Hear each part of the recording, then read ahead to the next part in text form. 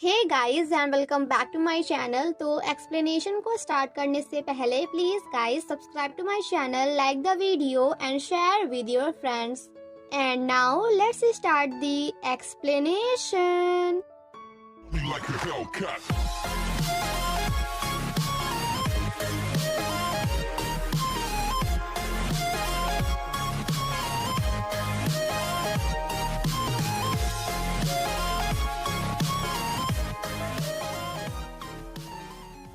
Part 8 की शुरुआत में हम मोजे चैन को देखते हैं, जो कि आंशांग से कहता है कि मैं भी तुम्हारे साथ तुम्हारा रिहर्सल देखने चलूंगा। जिसे सुनकर आंशांग उसे अपनी कॉपी देते हुए कहती है कि जो भी टीचर पढ़ाएंगे तुम प्लीज उसे मेरे लिए लिख देना।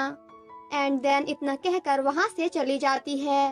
देन नेक्स्ट सीन में जब टीचर पढ़ा रही होती हैं तो आज पहली बार हमारा मिस्टर मजनू काफी ध्यान से पढ़ रहा होता है, जिसे देखकर तो थोड़ी देर के लिए उसके फ्रेंड्स भी कम्प्लीटली शॉक्ड हो जाते हैं। शौयू का फ्रेंड कहता है कि क्या ये सच में हमारे भाई मिस्टर मोजे चैन है? तो जिस पर शौयू कहता है कि पता नहीं भाई, लगता है आज मैंने कोई गलत मेडिसिन ले ली। वहीं दूसरी तरफ आंशांग को पता चलता है कि प्रिंसिपल ने उन सभी को स्कूल में ओफेलिया ड्रामा परफॉर्म करने से मना कर दिया है।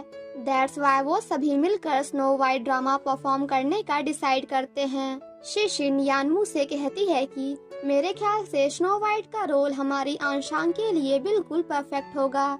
जिसे सुनकर यानमू कहता है कि क्या तुम्हें सच में ऐसा लगता है? एंड देन कहता है कि फिर ठीक है, तो फिर हम स्नो वाइट आंशांग को ही बना देते हैं। एंड यहाँ पे फिर से बेचारी हमारी शिशिन का लोल हो जाता है, क्योंकि उसने तो सोचा था कि शायद यानमू उससे ये कहे कि नहीं नहीं, स्नो वाइट के लिए आंशांग नहीं बल्कि तुम परफेक्ट हो। बट बेचारी की फूटी किस्मत, ऐसा कुछ भी नहीं हुआ। मुझे चैन आंशांग से कहता है कि क्या तुम स्नो वाइट का रोल परफॉर्म कर रही हो? एंड यानमू प्रिंस का। बट वो दोनों तो आखिरी में किस करते हैं ना।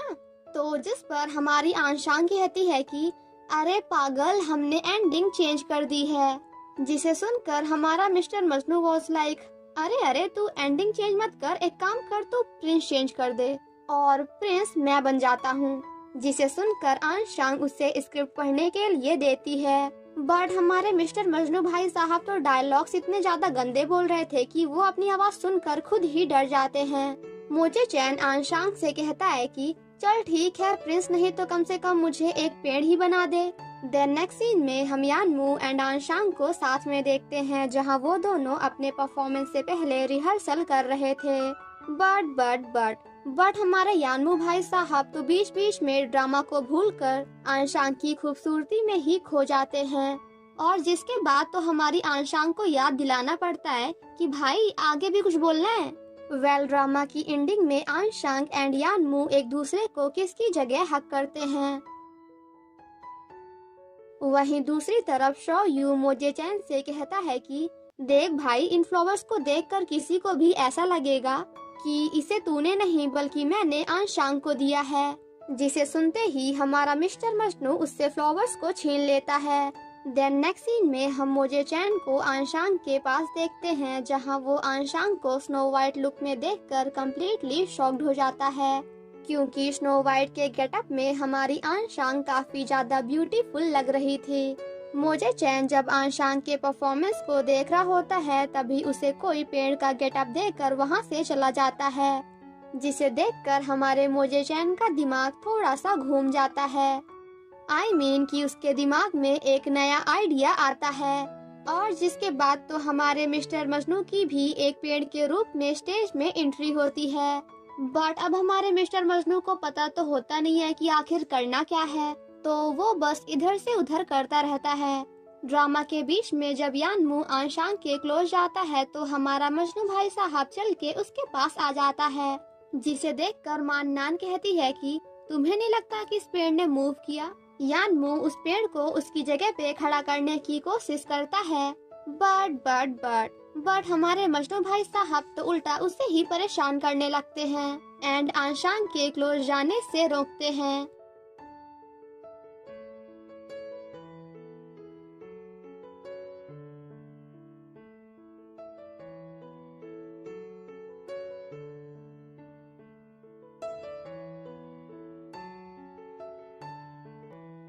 दैट्स वाई बेचारे हमारे यानमू को दूर से ही डायलॉग्स बोलने पड़ते हैं। बट फिर भी हमारी आंशांग एंड यानमू कुछ ना कुछ करके इस परफॉर्मेंस को यहीं पे फिनिश करते हैं। देन नेक्स्ट सीन में हम आंशांग को देखते हैं जो कि मोजे चैन पे काफी ज्यादा गुस्सा कर रही होती है। बट जब मोजे चैन उसकी बातों पे कोई भी ध्यान नहीं देता तो हमारी आंशांग उससे गुस्सा होकर बैठ जाती है, जिसके बाद हमारा मिस्टर मजनू उसे मनाने की कोशिश करता है। तभी वहाँ पे माननान आंशांग के लिए फ्लावर्स लेकर आती है, जिसे लेने के बाद आंशांग उसे हक करती है, जिसके बाद हमारा मोजे चैन भी आंशांग को फ्लावर्स गिफ्ट करता है एंड देन उसे हक करने के लिए अपने दोनों हाथ आगे बढ़ाता है। बट बेचारे की फूटी किस्मत, क्योंकि उसे हक तो क्या 1 रुपया भी नहीं मिलता। माननान जब आंशांग से उस पेड़ के बारे में पूछती है तो हमारा मिस्टर मजनू उसे इशारे करते हुए बताने से मना करता है। बट हमारे शौयू को तो पता ही था कि वो पेड़ कोई और नहीं बल्कि उसका बेस्ट फ्रेंड था। तभी थोड़ी देर बाद वहाँ पे यानमू भी आ जाता है, जिसे आंशांग एक फ्लावर गिफ्ट करती है एंड ये सब देखकर हमारा मिस्टर मजनू वॉज लाइक, मुझे एक हक भी नहीं दिया और उसे फ्लावर दे रही है। बट इससे पहले कि हमारा मिस्टर मजनू कुछ और सोचता, एट लास्ट हमारी आंशांग उसे भी हक कर लेती है और जिसके बाद तो हमारे शौयू को बताना पड़ता है कि भाई अब यहाँ से चलना भी है। और बाहर आने के बाद तो हमारे मोजे चैन के खुशी का कोई ठिकाना ही नहीं था। सेम नाइट जब यानमू के पूछने पर आंशांग उसे बताती है कि मैं और मोजे चैन क्लास में एक ही टेबल पर बैठते हैं, तो यहाँ पे यानमू को थोड़ी सी जेलसी फील होती है। आफ्टर दैट यानमू आंशांग से कहता है कि कल मैं भी तुम्हारे साथ डॉक्टर के पास चलूंगा, क्योंकि मैं जानना चाहता हूँ कि आखिर मैं तुम्हारी बीमारी को पूरी तरह से कैसे ठीक कर सकता हूँ। देन नेक्स्ट सीन में हम यानमू को देखते हैं जो कि सोने की कोशिश कर रहा होता है, बट ऐसा कर नहीं पाता क्योंकि आंशांग बार बार उसे परेशान करती है, रियल में नहीं बल्कि ख्यालों में। नेक्स्ट मॉर्निंग जब आंशांग काफी जल्दी में स्कूल जाती है तो वो अपनी एक नोटबुक को घर पे ही भूल जाती है, जिसे यानमू उठाकर अपने पास रख लेता है। वहीं दूसरी तरफ मोजे चैन एंड आंशांग एक दूसरे को देखने में बिजी होते हैं। बट जैसे ही हमारी झांसी की रानी को इस बात का रियलाइज होता है तो वो भागते हुए वहाँ से चली जाती है। बट गाइज, हमेशा की तरह हमारे मिस्टर मजनू के खुशी का तो कोई ठिकाना ही नहीं था। तभी थोड़ी देर बाद कोई बच्चा आंशांग को एक लेटर देकर जाता है, जिसे लेने के बाद आंशांग उसे मोजे चैन से छिपाकर अपने पास रख लेती है। तभी टीचर आकर क्लास के सभी बच्चों को बताते हैं कि इस बार मैथमेटिक कंपटीशन में सेकंड प्राइज हमारे आंशांग को मिला है एंड हमेशा की तरह फर्स्ट प्राइज यानमू को। बट उसके साथ साथ इस बार हमारे मोजे चैन को भी फर्स्ट प्राइज मिला है, जिसे सुनने के बाद तो भाई मोजे चैन के फ्रेंड्स क्या सेलिब्रेशन करते हैं।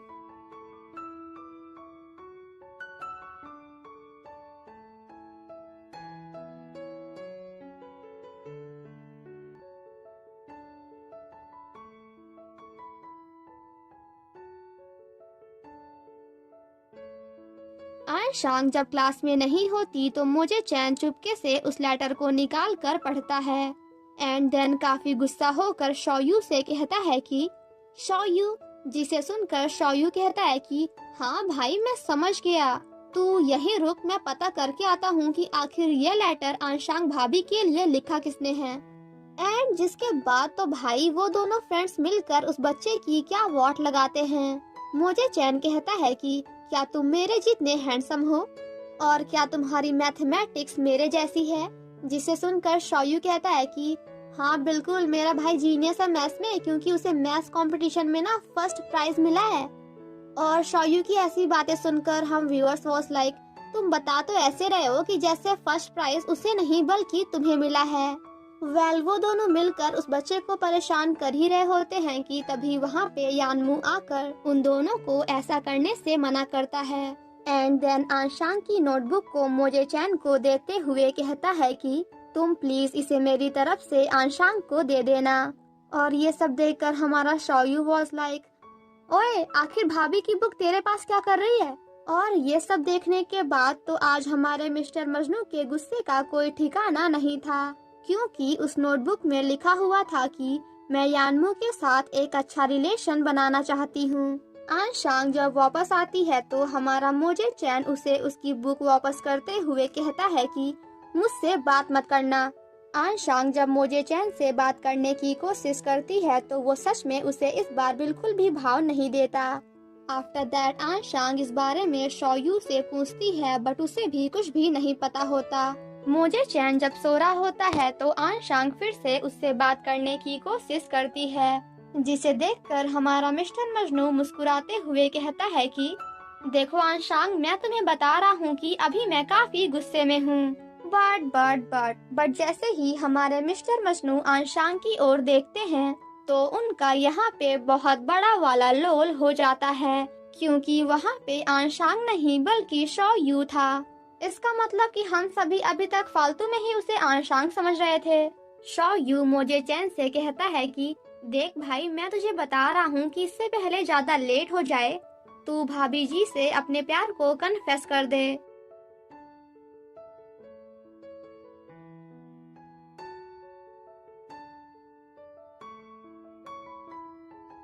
वहीं दूसरी तरफ हम आंशांग को यानमू के साथ साइकोलॉजिस्ट के पास देखते हैं, जहां डॉक्टर उन्हें बताती हैं कि अगर आप दोनों इस बीमारी को जल्द से जल्द खत्म करना चाहते हो तो फिर आप दोनों को फिर से वो चीजें साथ में करनी होंगी जो आपने बचपन में किया था। एंड इसी के साथ हमारा पार्ट 8 यहीं पे खत्म हो जाता है। सो गाइस, आप में से काफी लोग कमेंट करते हो कि मैं नेक्स्ट पार्ट का वेट नहीं कर पाता हूँ या फिर नहीं कर पाती हूँ। सो जो लोग वेट नहीं कर पाते हैं तब तक वो लोग जाकर इस ड्रामा को देख सकते हैं, जिसका लिंक आपको डिस्क्रिप्शन बॉक्स में मिल जाएगा। एंड गाइस, ये भी एक Chinese high school cute boy rude boy cute girl love story है। एंड इसमें हमारा जो मेन लीड है ना, वो सच में काफी रूड है। ये तो हमारी फीमेल लीड को सच में अपना सर्वेंट बनाकर अपना सारा काम कराता है। एक्चुअली वो ऐसा इसलिए करता है क्योंकि वो हमारी फीमेल लीड को प्रोटेक्ट करना चाहता था, और हाँ, वो ये भी चाहता था कि वो हमेशा उसके साथ रहे। सो गाइज, अगर आपको ये वाला ड्रामा पसंद आ रहा है तो आई एम श्योर कि आपको ये वाला ड्रामा भी जरूर पसंद आएगा। सो गो एंड वॉच, जिसका लिंक आपको डिस्क्रिप्शन बॉक्स में मिल जाएगा, या फिर आप मेरे चैनल के प्लेलिस्ट सेक्शन में जाओगे तो वहाँ पे भी मिल जाएगा। एंड इस ड्रामा की प्लेलिस्ट का नाम है स्कूल ड्रामा। सो जो लोग भी नेक्स्ट पार्ट का वेट नहीं कर पा रहे हैं तो आप लोग जाकर इस ड्रामा को देख सकते हैं, क्योंकि इस ड्रामा के सभी पार्ट्स ऑलरेडी अवेलेबल हैं। And now thank you so much guys for watching my explanation. Stay safe and healthy. Bye bye.